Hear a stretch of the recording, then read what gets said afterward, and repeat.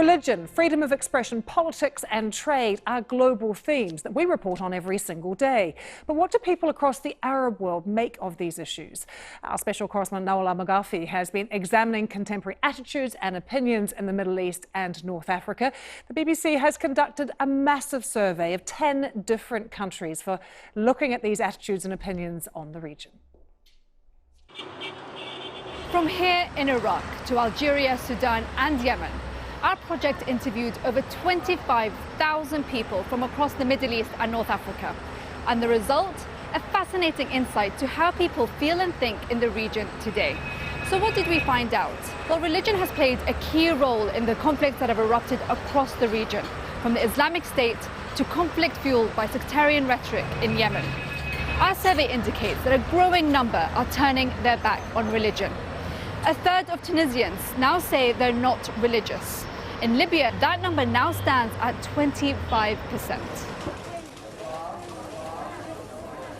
Views on foreign policy were unsurprisingly influenced by policies towards this country. The US embassy move from Tel Aviv to Jerusalem and the recognition of the city as the capital of Israel has made America more unpopular in the region. Citing America's involvement in the Middle East, 63% of those interviewed said violence against the US is understandable. The survey indicated that Vladimir Putin's foreign policy is 3 times more popular than Donald Trump. But the Turkish president towers above the others, with 7 of the 10 countries surveyed saying his policy is the most favorable. Well, what about trade? Not only do they hate President Trump's Middle East policy, but they'd also rather do business with China. 51% across the region want closer economic ties with China, 42% with the United Kingdom, and only 38% with the United States. People here in Jordan are keen on keeping the relationship close with the United Kingdom, with 63% wanting closer economic ties. It's an interesting insight into one of the most unstable regions in the world.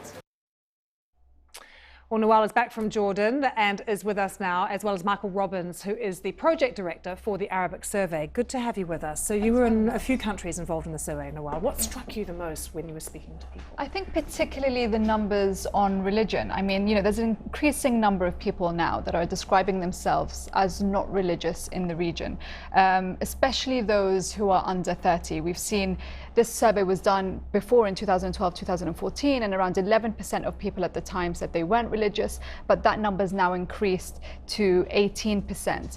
And in North African countries, even more people are saying that they're not religious. For example, in Tunisia, nearly half of young people are now saying that they aren't religious.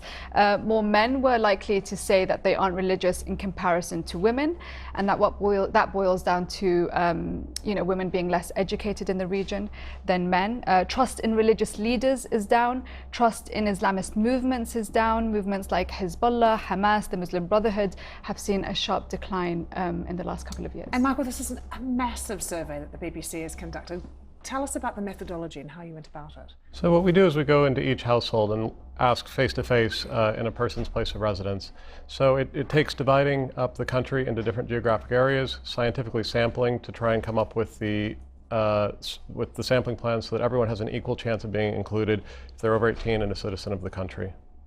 And how did people that we spoke to feel about their sense of freedom and whether they had the ability or the right to express their point of view or opinion? Sure. So one of the big things that we've seen since particularly the Arab uprising of 2011 is a decline in the percent saying that they have the right to freedom of expression, the right that they have to a freedom to demonstrate peacefully, and so we've seen a dramatic decline. It's been cut in half in a number of countries, the percent who agree, such as Algeria, such as Egypt, and so it's been a dramatic change in the last few years. And did we see that change reflected as well on how people saw foreign policy? Yes, we did. So one of the key things that came out of the survey is that, in terms of foreign policy, we asked whose foreign policy did people prefer, Donald Trump, Vladimir Putin, or the Turkish President Erdogan. And Donald Trump came up as the least, with 11% of people saying that they supported his foreign policies in the region. Vladimir Putin came next at 28%, and Erdogan led, with over half the people in the region saying they supported his foreign policies. Actually, so much so that 7 out of the 11 places we surveyed, more than half of those people said they supported President Erdogan. We think, the support for President Vladimir Putin was mainly seen in countries with a Shia majority, and you could base that on Russia's involvement in the war in Syria. Trump's foreign policy was really unpopular on the region, and I think that may be because of his decision to move the Israeli embassy from Tel Aviv to Jerusalem and recognizing Jerusalem as the capital of Israel. And Michael, what about attitudes towards women and their place in society? So we see a surprising difference between women's rights and women's roles. That many majorities across the region tend to say that women have the right to be the head of a state in a Muslim country, that they have a right to divorce, an equal right to men. We don't necessarily see them wanting to play an equal role. So for instance, if we ask people, should women have equal, or should men have the primary say in decisions of the family, the majority say yes across the region. We also see a majorities in most countries saying that men are better at political leadership. So again, we see this kind of difference between the rights of women and the roles that women can play in society. It really is a fascinating survey. How many people again? It was we surveyed over 25,000 people across the region. Just amazing. More details at bbcnews.com as well. Nawal, Michael, thank you very much. Well worth logging on, taking a look. Actually, on the website, there's 7 charts that take you through some of the key research there. So do log on and have a look.